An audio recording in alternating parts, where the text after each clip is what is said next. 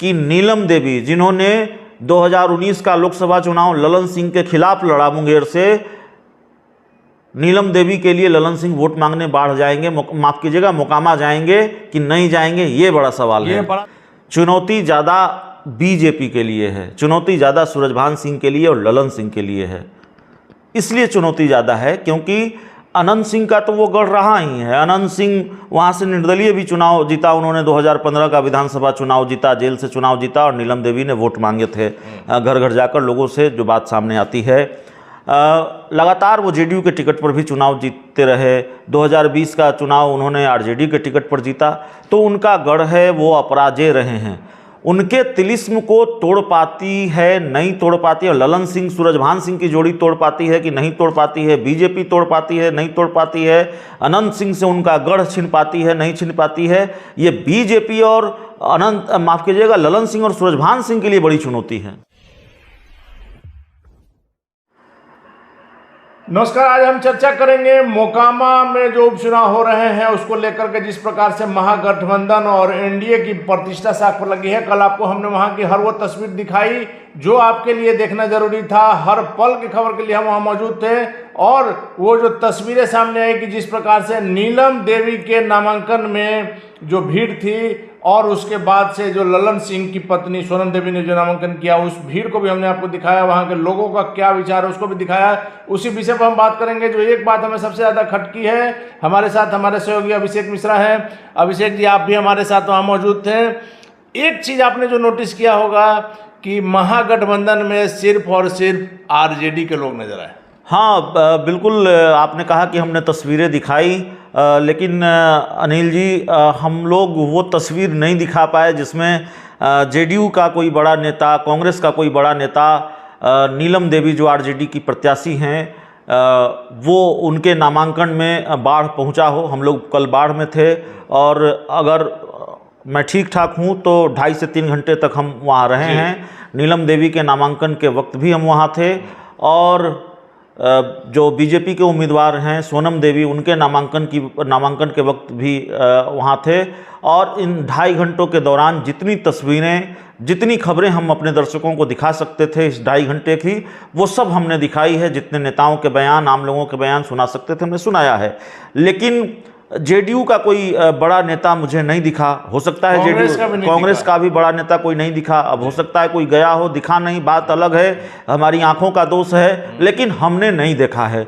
और वाकई अगर कोई गया नहीं है जेडीयू की तरफ से, फिर सवाल है कि ये चुनाव आरजेडी लड़ रही है या फिर ये चुनाव महागठबंधन लड़ रहा है। देखिए, जैसे ही ये बात सामने आई थी, या तय था कि नीलम देवी जो अनंत सिंह की पत्नी हैं वो प्रत्याशी होंगी आरजेडी के टिकट पर, वैसे ही ये सवाल मुंह बाय खड़ा हो गया था कि क्या अगर नीलम देवी प्रत्याशी होंगी तो जेडीयू के जो बड़े नेता हैं नीतीश कुमार, ललन सिंह, क्या नीलम देवी के लिए वोट मांगने जाएंगे, नीलम देवी के लिए चुनाव प्रचार करेंगे नहीं करेंगे, ये अब भी सस्पेंस है। लेकिन अगर जेडीयू का कोई बड़ा नेता नहीं दिखा है, और अगर कांग्रेस का कोई बड़ा नेता नहीं दिखा है, तो ये महागठबंधन की सेहत के लिए अच्छी बात नहीं है अनिल जी। और जाहिर तौर पर अब ये देखना और दिलचस्प हो गया है, अब इस बात पर निगाहें और टिकी हुई होंगी सब लोगों की कि जेडीयू के बड़े नेता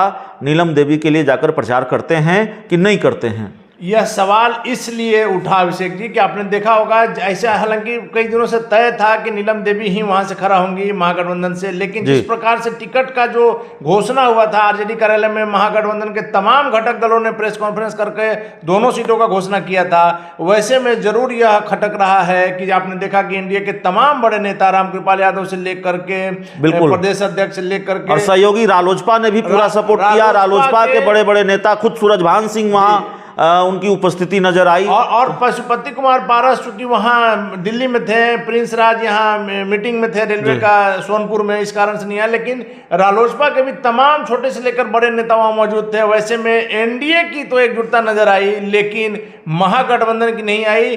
और जदयू की जो आपने बात की, तो आपको पता होगा कि आज होम्योपैथिक इलाज के कारण ही अनंत सिंह की सदस्यता गई है।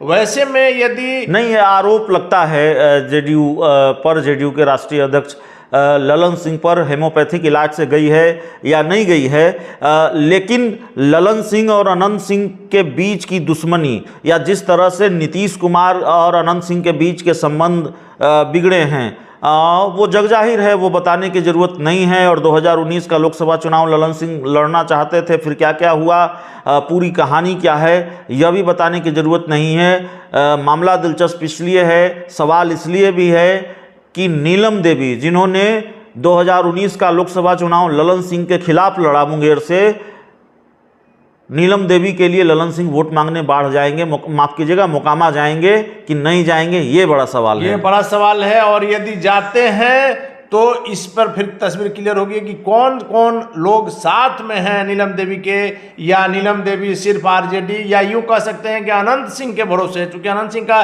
क्या दबदबा है आपने हमने देखा वहां जाकर के। बिल्कुल काफ़ी हुजूम था, हालांकि भारतीय जनता पार्टी के प्रत्याशी भी जब नामांकन के लिए पहुंचे तो कम हुजूम नहीं था। सूरजभान सिंह का भी अपना प्रभाव है। देखिए मैं बार बार ये कह रहा हूं अनिल जी कि मोकामा की जो लड़ाई है दरअसल दो बाहुबलियों के बीच की लड़ाई नहीं है। मामला सिर्फ अनंत सिंह और ललन सिंह का नहीं है, 3 बाहुबलियों की लड़ाई है। सूरजभान सिंह भी मैदान में हैं और सूरजभान सिंह ने सपोर्ट किया है ललन सिंह को। तो ऐसे में सवाल ये होगा कि सूरजभान सिंह की एंट्री से, इस चुनाव में एंट्री से, इस चुनाव में सामने आ जाने से अनंत सिंह अपना गढ़ बचा पाएंगे नहीं बचाएंगे, यह भी एक बड़ा महत्वपूर्ण सवाल है। तीनों के अपने अपने वर्चस्व की कहानी है। बिल्कुल, तीनों की अपनी कहानी है, तीनों का अपना एक वजूद है, अपनी एक अहमियत है, अपना एक प्रभाव है उस इलाके में। और जाहिर तौर पर कौन किस पर कितना प्रभावशाली होगा, कौन किस पर कितना भारी पड़ेगा, 6 नवंबर से पहले ये बता पाना संभव नहीं है, इसका अंदाजा लगा पाना संभव नहीं है। कांटे की लड़ाई है, कांटे की लड़ाई है। और खासकर ये हम मोकामा की लड़ाई की बात कर रहे हैं। सियासत में वैसे ही अनिश्चितताएं बहुत होती हैं, तो राजनीति में चुनाव से पहले चुनाव की सटीक भविष्यवाणी करना थोड़ा मुश्किल होता है, थोड़ी जल्दबाजी होती है, रिस्क का काम होता है। और आप मोकामा के चुनाव की भविष्यवाणी कर देंगे, मोकामा के चुनाव नतीजों की भविष्यवाणी कर देंगे, ये और बड़ा रिस्की काम हो जाएगा, ये और बड़ी जल्दबाजी हो जाएगी। लेकिन अभिषेक जी, आपने एक चीज देखा इतने दिनों से जब आप देख रहे हैं मोकामा चुनाव को, ललन सिंह जो है वो पिछले चुनाव का अगर उनका आंकड़ा उठाकर देखा जाए तो कम अंतर से वो पीछे रह जा रहे थे। वैसे में बीजेपी का साथ जो है निश्चित तौर पर, क्योंकि उनका आपने देखा ललन सिंह का मनोबल कितना हाई, बीजेपी का साथ भी और सूरजभान सिंह का साथ भी। और देखिए अगर ये कहें कि ललन सिंह के लिए भी साख का सवाल है, अनंत सिंह के लिए भी साख का सवाल है और सूरजभान सिंह के लिए भी साख का सवाल है। क्योंकि सूरजभान सिंह का जो कद है रालोसपा में, मोकामा में, बिहार में उनका जो चर्चित चेहरा है, बाहुबली के नाम से वो भी जाने जाते हैं, और धन बल की कमी तीनों में से किसी के पास नहीं। बिल्कुल, धन बल की लड़ाई है कि नहीं है, लेकिन बाहुबल की लड़ाई तो है मोकामा में, ये साफ तौर पर। आपको याद होगा हमने जब हम ललन सिंह जी से बात कर रहे थे तो हमने ये बात उनको कही थी, ये सवाल उनसे पूछा था कि क्या बाहुबलियों का अखाड़ा बन गया मोकामा? लगता तो यही अखाड़ा बन गया है।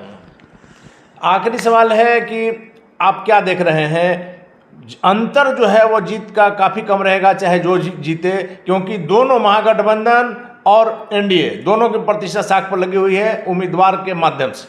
देखिए मेरे हिसाब से, जो मेरी समझ है, चुनौती ज़्यादा बीजेपी के लिए है, चुनौती ज़्यादा सूरजभान सिंह के लिए और ललन सिंह के लिए है।